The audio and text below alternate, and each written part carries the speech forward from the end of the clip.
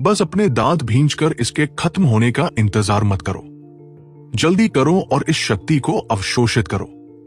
इसे अपने आत्मिक मूल के ऊपर इकट्ठा करो।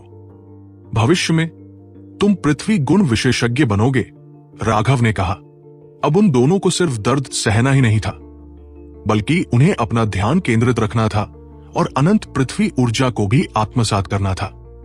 2 घंटे बाद विशाल गोला फट गया।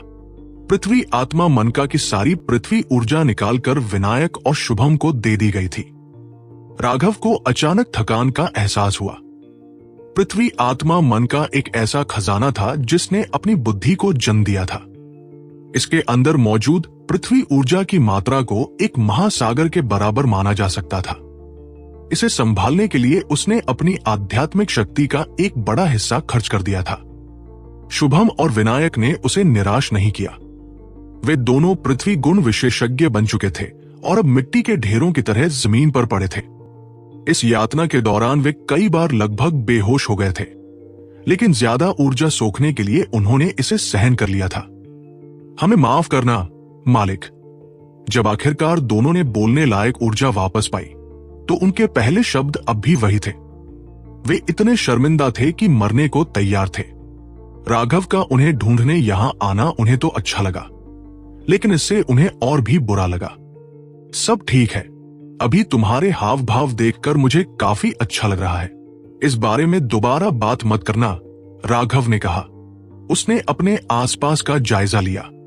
उन दोनों ने पृथ्वी आत्मा मनका के भीतर की अपार ऊर्जा को बराबर बराबर बांट लिया था। अब जबकि उनके पास पृथ्वी ऊर्जा थी, राघव की योजनाएं बदल गई। पहले तो वह पूर्वी बंजर भूमि की घंटी से उन्हें ऊपर लाने के लिए कहने वाला था, लेकिन अब जब इन दोनों के पास पृथ्वी की ऊर्जा थी, तो क्यों न उनसे एक गुफा खोदवाई जाए। हालांकि इसके लिए उन्हें बहुत ज्यादा ऊर्जा की जरूरत पड़ सकती है, लेकिन इसे उनकी सजा का हिस्सा माना जा सकता है। राघव, तुम्हें यहां से जाने की चिंता करने की जरूरत नहीं है। मेरी मदद करो। रसातल की तह तक जाओ ताकि मैं पता लगा सकूं कि अमरपथ का क्या हुआ। पूर्वी बंजर भूमि की घंटी की आवाज अचानक राघव के दिमाग में गूंज उठी। क्या मैं स्थानिक ब्लेड से मारा जाऊंगा? राघव ने कहा। मैं तुम्हारी रक्षा करूंगी। मैं अकेले नीचे नहीं जा सकती। इससे पहले कि सब कुछ सामने आए, मेरे लिए अपना शरीर दिखाना उचित नहीं है। मुझे तुम्हारी मदद चाहिए, ईस्टर्न वेस्टलैंड बेल ने कहा। तो फिर सावधान रहना। मेरे पास बस यही एक जिंदगी है और ये बहुत अहम है। इसे मैं गलती से न गवा दूं। राघव कड़वी मुस्कान के साथ बोला। तुम दोनों यहां आराम कर सकते हो। मैं घूमने जा रहा हूं। मैं अभी वापस आता हूं। उनके जवाब का इंतजार किए बिना राघव टावर से नीचे उतर गया। सच तो यह है कि वह भी जानना चाहता था कि इन गहरी खाइयों की तलहटी में कौन कौन से राज छिपे हैं।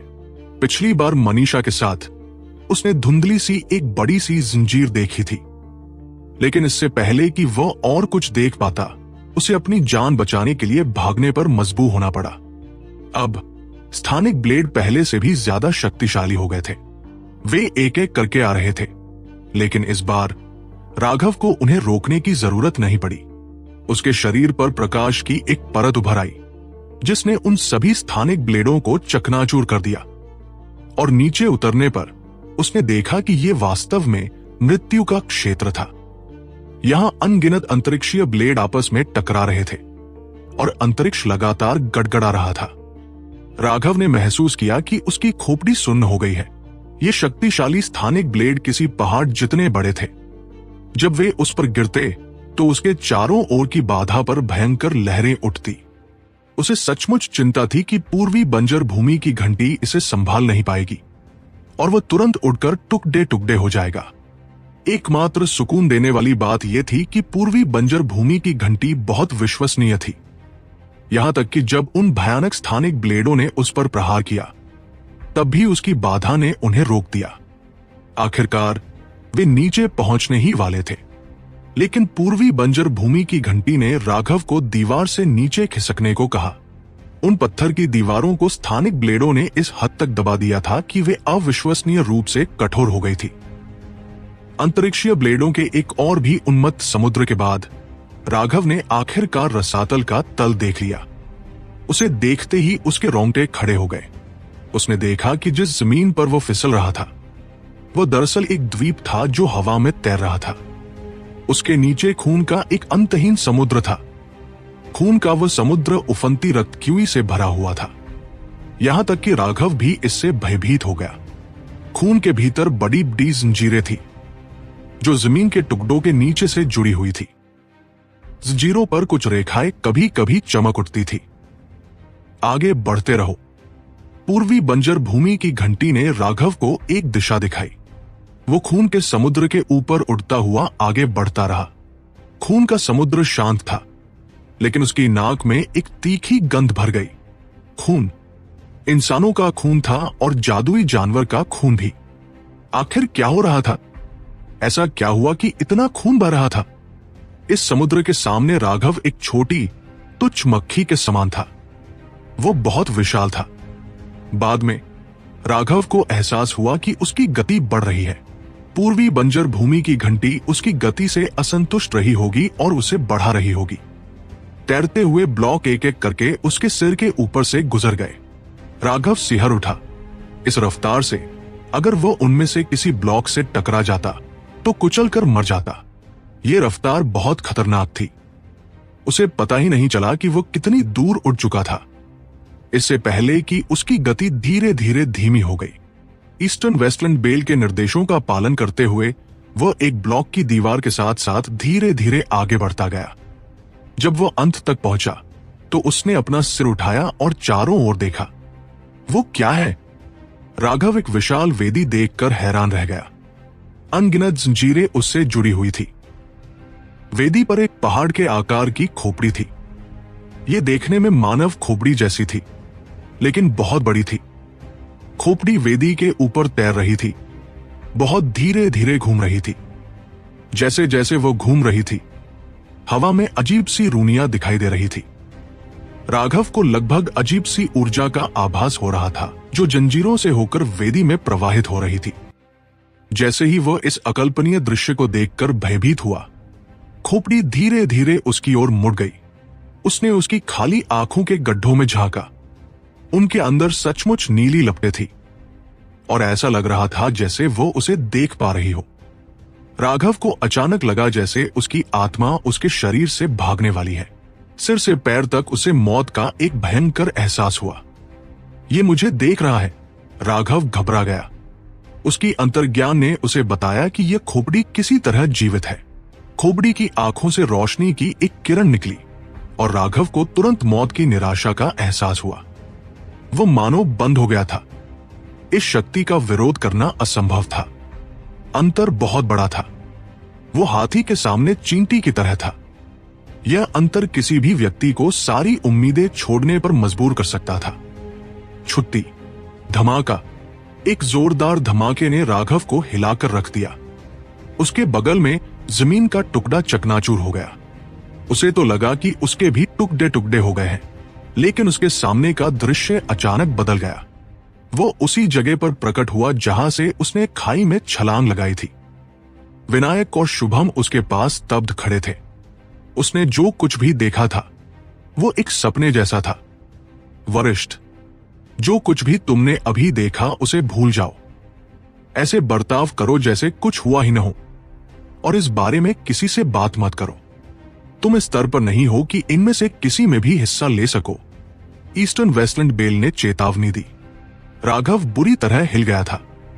शायद अभी अभी उसका सामना किसी भयानक रहस्य से हुआ था, इसीलिए पूर्वी बंजर भूमि की घंटी उसे इतनी गंभीरता से चेतावनी दे रही थी। उसने सिर हिलाया। ऐसी बातों के बारे में ज्यादा सोचना ठीक नहीं और इससे दिल में अशांति पैदा होगी। उसने सीधे तौर पर ऐसा व्यवहार किया जैसे कुछ हुआ ही न हो। उसने विनायक और शुभम को तीसरे दर्जे का स्वर्गीय दांव फल और सर्वोच्च श्रेणी का दिव्य नश्वर मोचन अमृत दिया। फिर जबकि आध्यात्मिक क्वी विस्फोट के अवशेष अभी भी मौजूद थे, उन्होंने जल्दी से अपने कष्टों को झेलते हुए समुद्री विस्तार में प्रवेश किया। वे दोनों अपने क्यूई सागर को 2500 मील तक बढ़ाने में कामयाब रहे, जो राघव की सिर्फ 2000 मील की उम्मीद से कहीं ज्यादा था। पृथ्वी आत्मा मनका ने उनकी उम्मीद से कहीं ज्यादा मदद की होगी। एक बार जब वे आगे बढ़ गए तो वह उन्हें सीमा के स्थान पर वापस ले आया। ड्रैगन ब्लड योद्धाओं का आखिरकार पता लगा लिया गया। राघव का दिल आखिरकार शांत हो गया। अब असली ड्रैगन सार रक्त को परिष्कृत करने का समय आ गया था। सीमा के स्थान पर लौटने के बाद राघव ने एक एकांत जगह ढूंढी और वहां से ड्रैगन स्केल निकाला। उसका दिल तेजी से धड़क रहा था।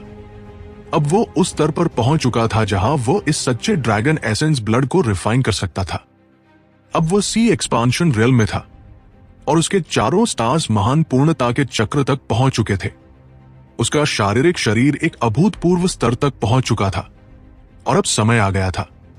राघव ने गला सूखते हुए ड्रैगन स्केल निकाला। यह वो खजाना था जो एक ड्रैगन विशेषज्ञ ने उसे दिया था और जिस पर उसे dragon blood body tempering art का अभ्यास करने के लिए निर्भर रहना था। पिछली बार जब उसने इसे रिफाइन करने की कोशिश की थी, वह अभी एक्सपेंशन पाथ सेक्ट में था। उस समय वह बुरी तरह असफल हुआ था और लगभग मर ही गया था। लेकिन इस बार राघव को अपने नई शक्ति के साथ इसे रिफाइन करने का पूरा विश्वास था। क्या तुम्हारे पास कोई आखिरी शब्द है? जैसे ही राघव स्केल से खून निकालने वाला था, ईस्टर्न वेस्टलैंड बेल की आवाज गूंजी। सीनियर, आपका मतलब क्या है? राघव चौंक गया। मेरा मतलब है, जैसे ही तुम उस सच्चे ड्रैगन एसेंस ब्लड को अपने शरीर में खींचकर रिफाइन करने की कोशिश करोगे, तुम निश्चित रूप से मर जाओगे। तो क्या तुम्हारे पास कोई आखिरी शब्द है? जब तुम मर जाओगे तो मैं तुम्हारे दोस्तों को बता दूंगा। इसे हमारे बीच के कर्म का निवारण मान लेना। ईस्टर्न वेस्टलैंड बेल ने उदासीनता से कहा। राघव उछल पड़ा। आप क्या कह रहे हैं? उस रहस्यमय विशेषज्ञ ने कहा था कि जब तक मेरा शरीर 1000 कैटी ताकत सहन कर सकता है, मैं इस खून को रिफाइन कर पाऊंगा। यह मामला बहुत महत्वपूर्ण था और उस ड्रैगन विशेषज्ञ ने राघव को इसके बारे में किसी को न बताने की चेतावनी दी थी। इसलिए उसने इसे बस एक रहस्यमय विशेषज्ञ कहकर टाल दिया। रहस्यमय विशेषज्ञ, वो चाहे जो भी था, उसने तुम्हें ज्यादा आंक लिया या फिर दुनिया के बदलाव को कम आंक लिया। मेरा अंदाजा है कि तुम्हारा विशेषज्ञ ये बात एक रैंक 9 सेलेस्टियल के मानकों पर कह रहा था, लेकिन हेवनली पाथ की ऊर्जा से आशीर्वाद प्राप्त एक रैंक 9 सेलेस्टियल भी इस खून की एक बूंद को रिफाइन करते हुए मर जाएगा। जो एसेंस ब्लड तुम्हारे पास है, वो साधारण सच्चे ड्रैगन का खून नहीं है, बल्कि ड्रैगन जाति की एम्परर ब्लड लाइन से है।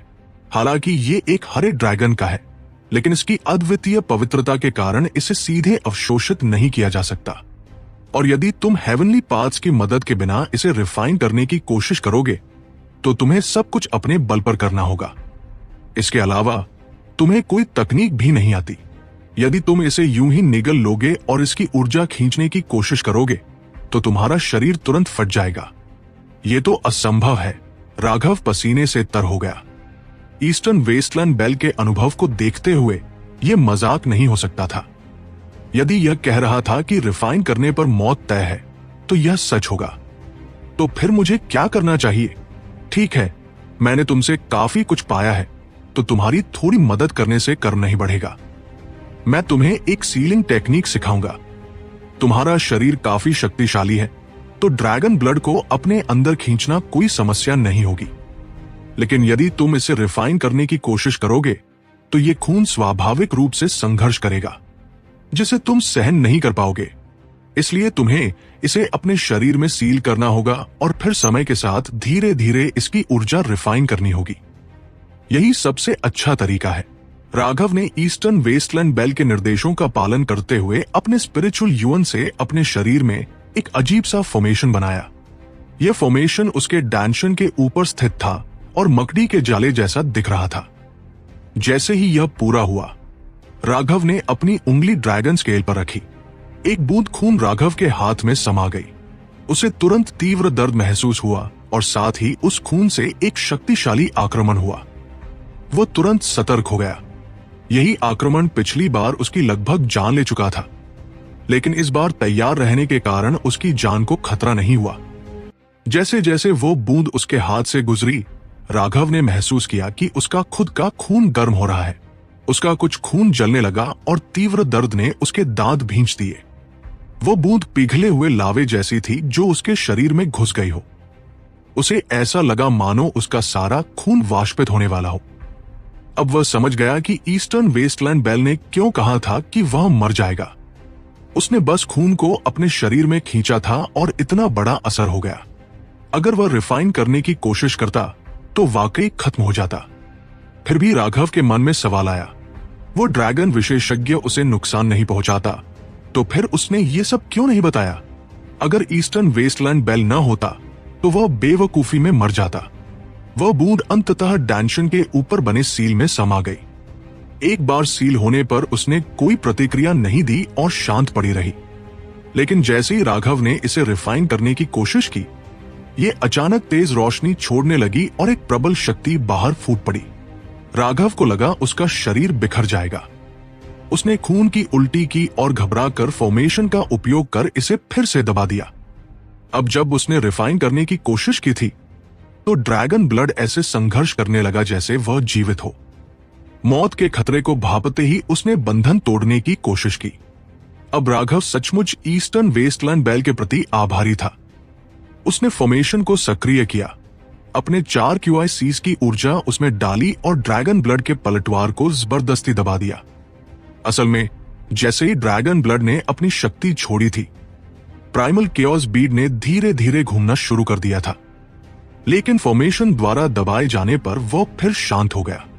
राघव ने यह नहीं देखा क्योंकि वो पूरा ध्यान ड्रैगन ब्लड पर लगाया था। इसे रिफाइन करने की जल्दी मत करो, पहले इसे पूरी तरह सील कर लो, ईस्टर्न वेस्टलैंड बेल ने कहा। 6 घंटे की मेहनत के बाद 4 QICs के बावजूद राघव पसीने से भीग गया और थक कर चूर हो गया। लेकिन अंततः उसने ड्रैगन ब्लड को पूरी तरह सील कर दिया। ड्रैगन ब्लड सील हो चुका था, लेकिन राघव के पास अब इसे रिफाइन करने की ऊर्जा नहीं थी। उसने पहले अपनी शक्ति बहाल की और फिर दोबारा कोशिश की। इस बार सब कुछ सुचारू रूप से हुआ। यह कहना मुश्किल था कि ड्रैगन ब्लड ने अपनी हार मान ली थी या फॉर्मेशन ने इसकी प्रतिरोध क्षमता समाप्त कर दी थी। अब उसमें से हरे रंग का खून धीरे धीरे निकलकर पूरे शरीर में फैलने लगा। राघव ने तुरंत dragon blood body tempering art चलाना शुरू किया। यह तकनीक बेहद विशेष थी। जैसे जैसे वह इसे चलाता, खून की ऊर्जा उसके अपने खून के साथ मिलने लगती। हालांकि वे पानी और तेल की तरह थे, साथ होते हुए भी पूरी तरह नहीं मिलते थे। राघव ने इसे नजरअंदाज किया और तकनीक चलाता रहा, साथ ही अधिक ऊर्जा अवशोषित करता रहा। उसे आश्चर्य हुआ कि उसने अभी भी इस बूंद के भीतर की शक्ति को कम आंका था। इसके अंदर की ऊर्जा समुद्र जितनी विशाल थी। इसे थोड़े समय में पूरी तरह रिफाइन करना संभव नहीं था। उसने 6 घंटे बिताए, लेकिन उसने इसकी ऊर्जा में किसी बड़े कमी को महसूस नहीं किया। दूसरी ओर वो अब आगे जारी रखने में असमर्थ होने लगा था। ड्रैगन ब्लड से आने वाली ऊर्जा ने उसे ऐसा महसूस कराया जैसे उसकी रक्तन लिकाएं फट जाएंगी। इस समय राघव को आखिरकार एहसास हुआ कि dragon blood body tempering art उसकी रक्त को बदलने की कोशिश कर रही थी। ड्रैगन ब्लड बहुत ही हावी था और यह लगातार उसके मूल रक्त को जलाता जा रहा था। राघव इससे बहुत तेजी से रिफाइन करने की हिम्मत नहीं कर रहा था, इस डर से कि कहीं उसका रक्त पूरी तरह खत्म ना हो जाए। उसे धीरे धीरे आगे बढ़ना पड़ रहा था। ड्रैगन ब्लड की ऊर्जा उसके अपने रक्त के साथ उसके शरीर के हर हिस्से में बह रही थी। जैसे जैसे लगभग अदृश्य ऊर्जा की लहरें फैल रही थी, वे हर एक कोशिका में मिल रही थी। राघव को ऐसा महसूस हो रहा था जैसे उसका शरीर किसी भट्टी में हो और यह तीव्र पीड़ा केवल यातना ही कही जा सकती थी। Dragon blood body tempering art का मूल सिद्धांत यह था कि ड्रैगन के एसेंस ब्लड से इंसान के एसेंस ब्लड को बदल दिया जाए।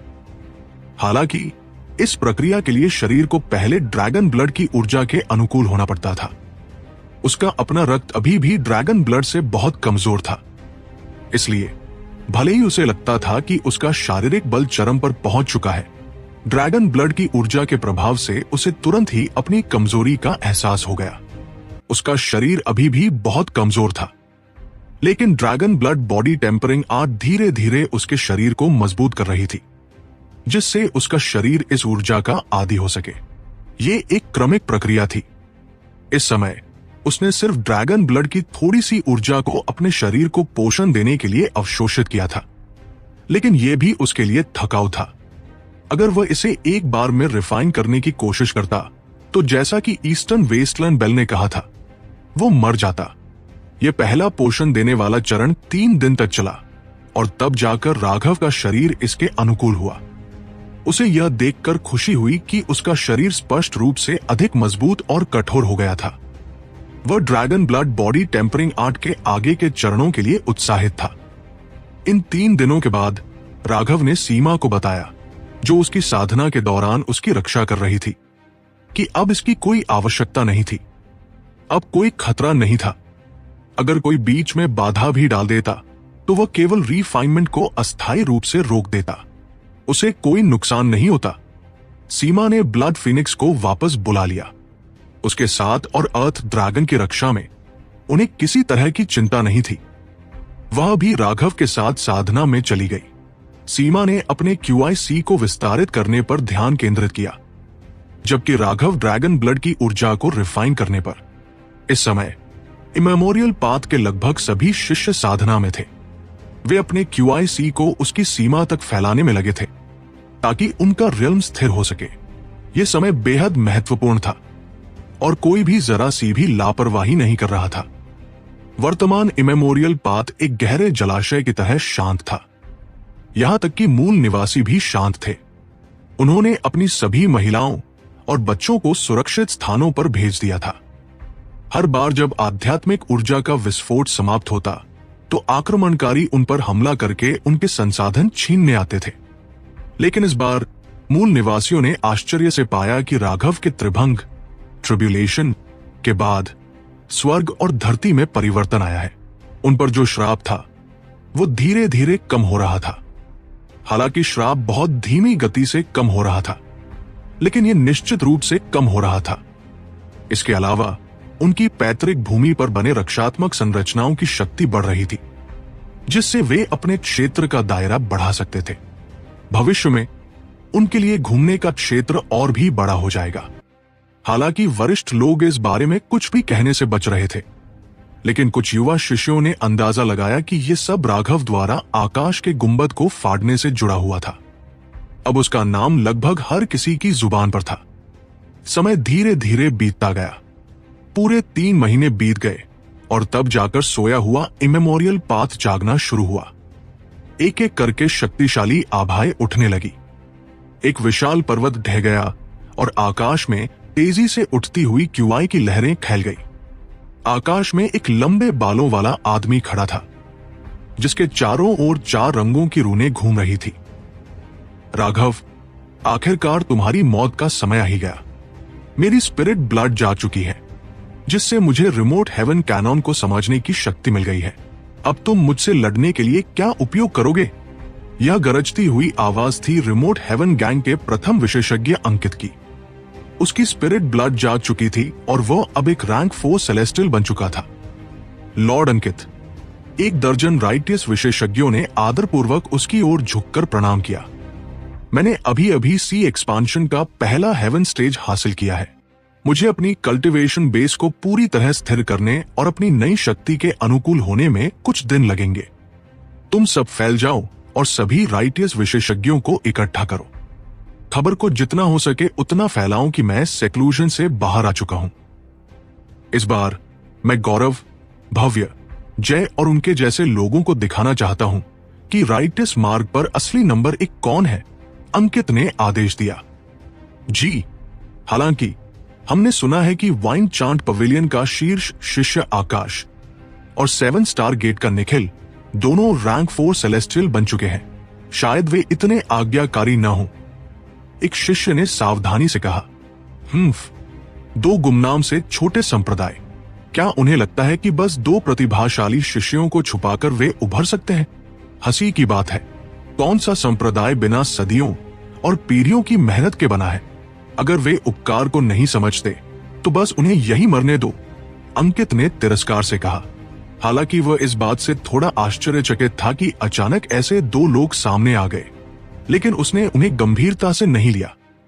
उनके जैसे छोटे संप्रदायों की बुनियाद मजबूत नहीं होती। भले ही वे प्रतिभाशाली शिष्य पैदा करें, उनकी शक्ति सीमित ही रहती है। यह सब संप्रदाय की नींव पर निर्भर करता है। और राघव का क्या? एक व्यक्ति ने पूछा। मैं खुद उसका सिर काटूंगा, लेकिन उससे पहले मैं उसकी पूरी प्रतिष्ठा मिटा दूंगा। मैं उसे ऐसा खलनायक बना दूंगा जिसे हर कोई निशाना बनाए।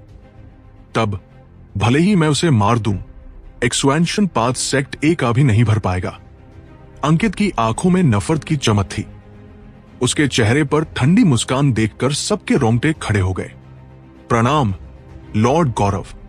सैकड़ों करप्ट विशेषज्ञ एक दुबले पतले आदमी के सामने झुककर प्रणाम कर रहे थे। यह था करप्ट किंग गौरव। गौरव के शरीर से कोई स्पष्ट उतार चढ़ाव महसूस नहीं हो रहा था, लेकिन उससे एक अजीब सी आभा निकल रही थी जो लोगों को भीतर तक भयभीत कर रही थी। उसकी डेविल आई खुली हुई थी।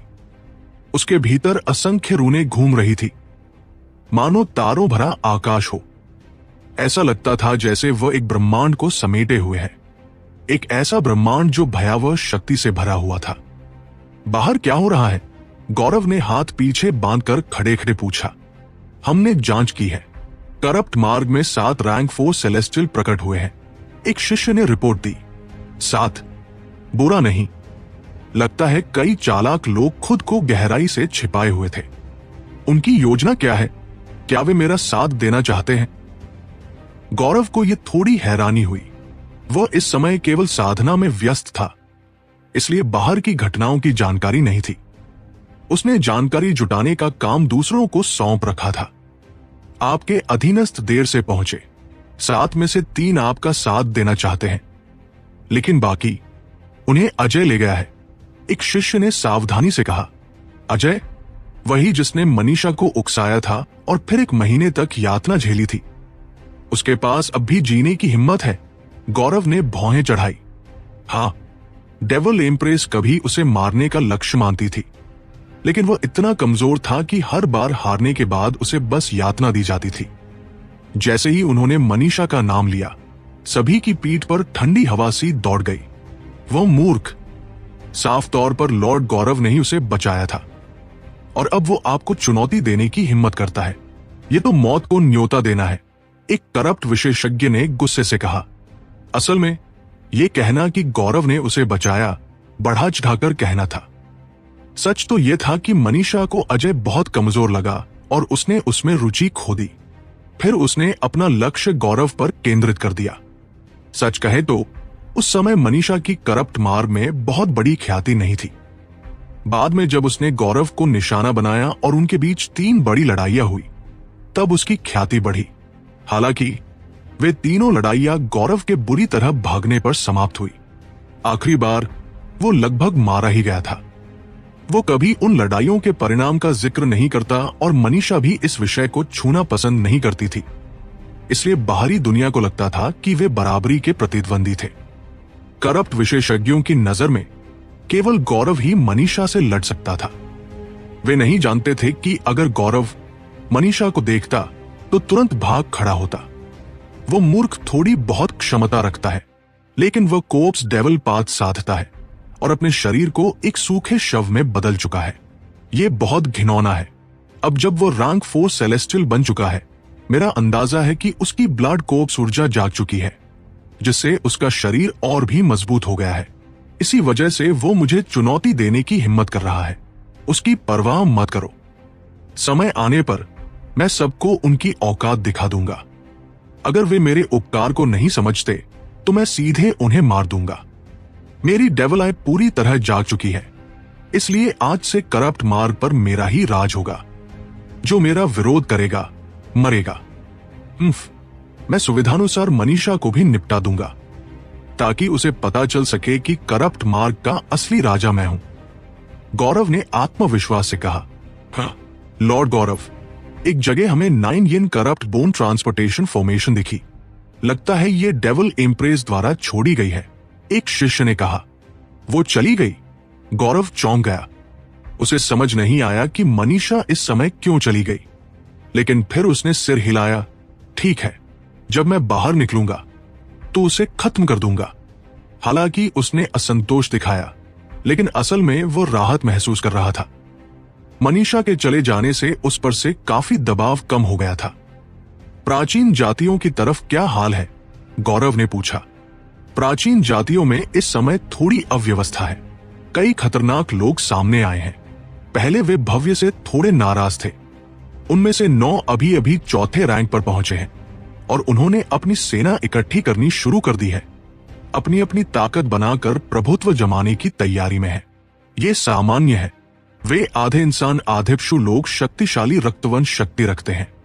जैसे ही वे चौथे रैंक पर पहुंचते हैं, उनकी रक्तवंश शक्ति पूरी तरह जाग जाती है, जो उन्हें अत्यधिक ताकत देती है। जहां तक भव्य की बात है, उसने खुद को ज्यादा आका, ये सोचते हुए कि वह नजदीकी और दूर की लड़ाई दोनों में अजेय है। इसी वजह से वो अक्सर उन लोगों को नजरअंदाज करता और मजाक उड़ाता था जो उसके साथ शरण लेना चाहते थे। अब जबकि अन्य लोग रैंक 4 सेलेस्टियल्स बन गए हैं, वह अलग थलग पड़ गया है। हालांकि प्राचीन जातियां एकजुट रहती हैं, भले ही उनके बीच मतभेद हो। वे आपस में पूर्ण युद्ध नहीं छेड़ेंगे। अधिकतम वे स्वतंत्र रूप से काम करेंगे। ये हमारे लिए अच्छा भी हो सकता है। राइटियस पाथ का क्या हाल है? गौरव ने पूछा। राइटियस पाथ की तरफ चिंता की कोई बात नहीं। पूछताछ के बाद पता चला कि अंकित के अलावा उनके पास सिर्फ 2 रैंक 4 सेलेस्टियल्स हैं, वो भी छोटे छोटे संप्रदायों से। वे गरीब और अलग थलग संप्रदाय हैं। उनकी युद्ध शक्ति शायद बस जनजात रैंक 3 सेलेस्टियल से थोड़ी ही अधिक है। एक करप्ट एक्सपर्ट ने तिरस्कार से कहा, किसी व्यक्ति की शक्ति केवल साधना के स्तर और प्रतिभा से नहीं मापी जा सकती। उनकी साधना तकनीकें, जादुई कलाएं, हथियार और उन पर लगाए गए संसाधन भी बेहद महत्वपूर्ण होते हैं। सिर्फ अच्छी प्रतिभा बेकार है। कहा जा सकता है कि प्रतिभाशाली लोग अधिकतर संसाधनों से बनते हैं, और सीधे शब्दों में कहें तो उन्हें धन चाहिए। इसलिए चाहे वो अंकित हो या गौरव, उन्हें उन 2 राइटियस एक्सपर्ट से कोई फर्क नहीं पड़ता था। ऐसे लोग कोई खतरा नहीं थे। राघव का क्या? कोई खबर है? गौरव की आंखें सिकुड़ गई। इस नाम का जिक्र होते ही उसकी आंखों में हत्या की इच्छा भर आई। वो राघव से हड्डियों तक नफरत करता था। पूरी दुनिया में वही अकेला था जिसने कभी उसका सिर काटा था। वो एक अवर्णनीय अपमान था। अब तक हम राघव की परछाई तक नहीं ढूंढ पाए हैं।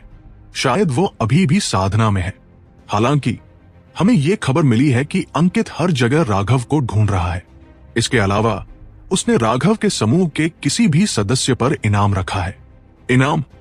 गौरव चौंक गया।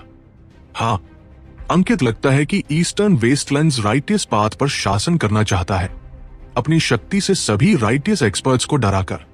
गौरव ने सिर हिलाया। मैंने अंकित के बारे में सुना है। रिमोट हेवन गैंग का जी फैमिली न केवल एक गुप्त ग्रंथ का उत्तराधिकारी है, बल्कि उनके पूर्वजों में एक सर्वोच्च विशेषज्ञ भी हुआ था।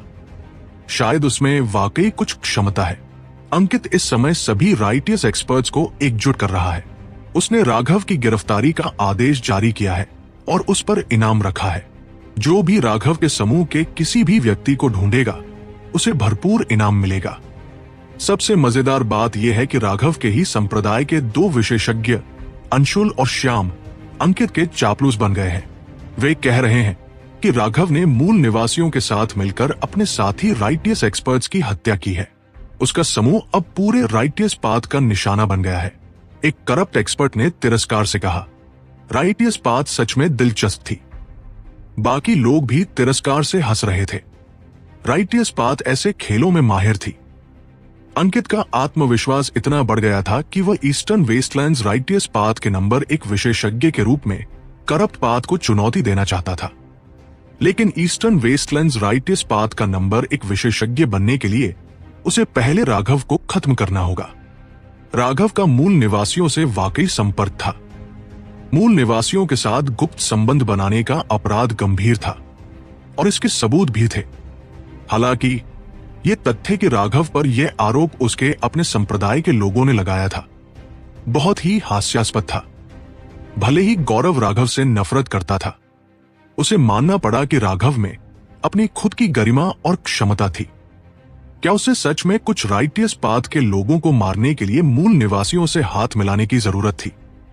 ऐसा मानने के लिए किसी का दिमाग कितना छोटा होना चाहिए।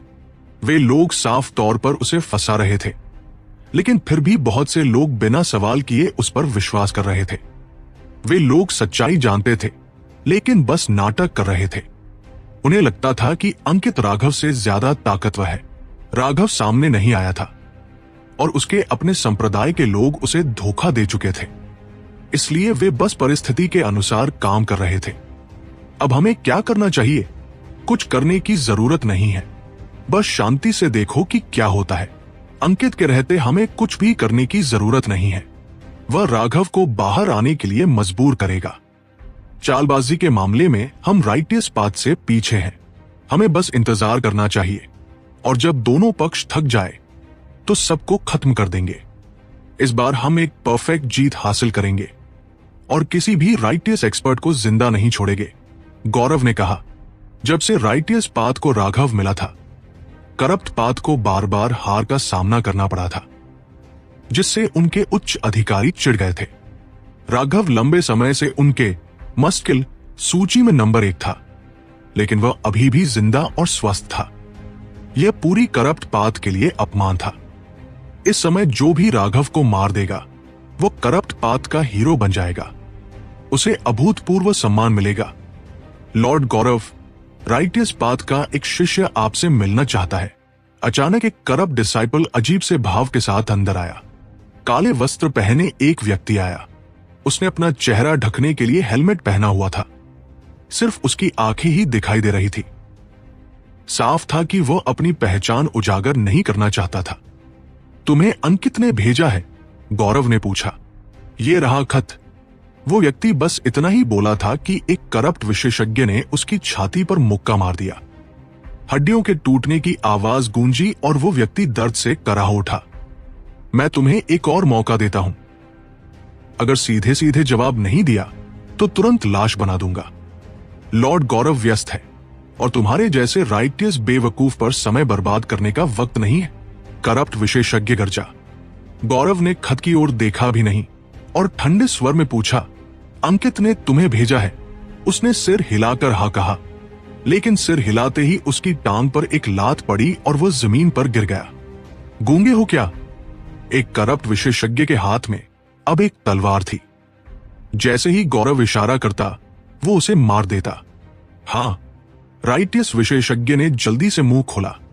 एक करप्ट विशेषज्ञ ने खत लिया और गौरव को दे दिया। गौरव ने उसे खोला और उसके चेहरे पर ठंडी मुस्कान आ गई। जाकर अंकित को बता दो कि मैं उससे सहयोग कर सकता हूं, लेकिन मुझे राइटियस पद के 1/3 सिर चाहिए।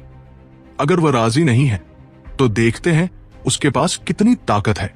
अब दफा हो जाओ। वो व्यक्ति राहत महसूस करते हुए लंगड़ाता हुआ चला गया। जान बच गई, यही उसके लिए काफी था। लॉर्ड करप्ट किंग, अंकित ने क्या कहा? एक रैंक 3 सेलेस्टियल ने पूछा, जो गौरव का भरोसेमंद था। अंकित हमसे सहयोग करना चाहता है। कहना पड़ेगा कि राइटियस पथ वाकई चालाक है। असल में मैं उनसे सहयोग करने के बारे में सोच भी नहीं रहा था, लेकिन उनकी योजना ने मुझे सोचने पर मजबूर कर दिया। मैं मना नहीं कर सकता, गौरव ने सांस छोड़ते हुए कहा। क्या हम सच में उनसे सहयोग करेंगे? किसी ने हैरानी से पूछा। यह तो बिल्कुल वर्जित बात थी। सहयोग बस अस्थायी है। मुझे उनसे मिलकर ज्यादा से ज्यादा लाभ उठाना है। मैंने जो 1/3 सिर मांगे हैं वो बस उन्हें मेरे असली मकसद से भटकाने के लिए है। उनमें से कोई भी इमेमोरियल पाथ से जिंदा बाहर नहीं जाएगा। क्या तुम लोगों ने फोटोग्राफिक जेड सक्रिय कर दिए? हाँ, सब रिकॉर्ड हो गया है। अब यह साबित हो जाएगा कि अंकित खुद आपसे मिलने आया था। अच्छा, जल्दी ही उनका जवाब आ जाएगा। हो सकता है अंकित खुद विवरण पर बात करने आए।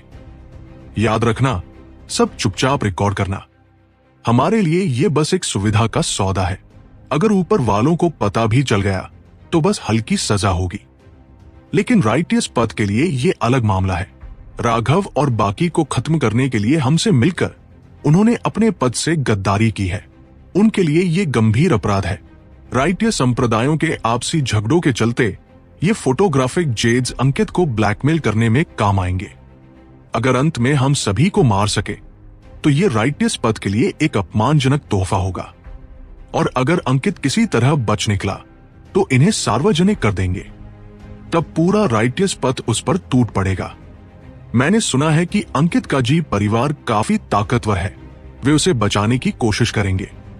उस समय राइटियस पथ में बड़ा युद्ध छिड़ सकता है और हम उस मौके का फायदा उठाकर उन्हें खत्म कर सकते हैं। लॉर्ड गौरव अद्भुत है। इस तरह तो चाहे जो हो, हमें ही फायदा है। करप्ट विशेषज्ञ उसकी बुद्धि की तारीफ करने लगे। है, ये चाल मैंने अंकित से सीखी है। अभी वह राघव की बदनामी कर रहा है और उसने मुझे प्रेरित किया। गौरव हंसा। हमारे सभी विशेषज्ञों को इकट्ठा करो, मेरा संदेश भेजो। जो कोई भी मुझ गौरव के खिलाफ जाने की सोच रहा है, उसे अंजाम के बारे में सोचना चाहिए। बाद में मुझसे रहम की उम्मीद मत करना। जी। करप्ट विशेषज्ञ तुरंत निकल गए। गौरव ने दूर देखते हुए हल्की मुस्कान दी। अच्छी योजना बनाई है अंकित, लेकिन तुमने मेरी भूख को कम आंका है। जब गौरव अपनी सेना जुटा रहा था, पूरी इमेमोरियल पाथ बेहद हलचल से भर गई। शायद ये अपनी शक्ति के अचानक बढ़ने से आई उत्तेजना थी, या फिर ये कि इंसान की चाहत कभी खत्म नहीं होती। लेकिन हर जगह लोग लड़ रहे थे। गड़गड़ाहट और ऊर्जा तरंगे हवा में गूंज रही थी। इमेमोरियल पाथ के हर कोने में युद्ध क्षेत्र बन गए थे। चाहे राइटियस पथ हो, करप्ट पथ हो या प्राचीन जातियां, हर जगह झगड़े हो रहे थे। खासकर राइटियस पथ में, जहां कई संप्रदाय पहले से ही एक दूसरे के दुश्मन थे। अब जब उनके शिष्य सी एक्सपांशन स्तर पर पहुंच गए और उनकी शक्ति कई गुना बढ़ गई, तो पुराने झगड़ों का बदला लेने का समय आ गया। हालांकि ये अफरातफरी ज्यादा देर नहीं चली और माहौल शांत हो गया। सभी विशेषज्ञों को निमंत्रण मिल चुका था। ये निमंत्रण असल में लालच और धमकी का मिश्रण थे। प्राचीन जातियों की संख्या कम थी, लेकिन उनकी गुणवत्ता उच्च थी। इसलिए वे कई शक्तिशाली गुटों में बंट गए। भले ही वे भव्य से नंबर 1 स्थान न छीन पाए, लेकिन ये साबित करना चाहते थे कि वे उसके बराबर खड़े होने के लायक हैं। करप्ट पथ 2 गुटों में बंटा था। एक गौरव के नेतृत्व में, जो अनुभवी और प्रसिद्ध था, और दूसरा अजय के नेतृत्व में, जो एक उभरता हुआ नाम था। अजय को गौरव की प्रसिद्धि से डर नहीं लगता था। राइटियस पथ लगभग एकजुट हो चुका था और ज्यादातर विशेषज्ञ अंकित को अपना नेता मान चुके थे। अंकित के अलावा 2 और रैंक 4 सेलेस्टियल्स थे, 7 स्टार गेट का निखिल और वाइन चांट पवेलियन का प्रतिभाशाली आकाश। लेकिन रिमोट हेवन गैंग की शक्ति बहुत बड़ी थी, जिससे अंकित का प्रभाव बढ़ गया। यहां तक कि एक्सपेंशन पाथ सेक्ट के 4 हेवनली जीनियसेस में से 2 ने अंकित से हाथ मिला लिया। अच्छे शब्दों में कहें तो ये गठबंधन था, लेकिन सच्चाई ये थी कि वे बस उसकी चापलूसी कर रहे थे। इमेमोरियल पाथ में आने के बाद उनकी किस्मत अच्छी नहीं रही और वे अभी भी रैंक 2 सेलेस्टियल्स ही थे। जहां तक रैंक 1 सेलेस्टियल्स का सवाल है, उनमें से कई ने मौका पाकर रैंक 2 तक उन्नति कर ली थी। इस वजह से श्याम और अंशुल की स्थिति गिर गई थी। पता नहीं अंकित ने उन्हें अपने पक्ष में करने के लिए क्या लाभ दिया था। हालांकि ये अजीब नहीं था। करप्ट पथ इतना ताकतवर था, प्राचीन जातियां ताक में बैठी थी और साथ ही आदिवासियों का खतरा भी था। ऐसे में मिलकर काम करना सही फैसला था। जहां तक 7 स्टार गेट के निखिल का सवाल है, अंकित के लोगों के बुलाते ही वो तुरंत शामिल हो गया। लेकिन जो अंकित ने सोचा भी नहीं था, वो ये था कि वाइन चांट पवेलियन के आकाश ने तुरंत ही उसका प्रस्ताव ठुकरा दिया। उसने तो यहां तक खुलकर कह दिया कि इस दुनिया में केवल एक ही व्यक्ति है जिसके पीछे वह चल सकता है, और वह है राघव।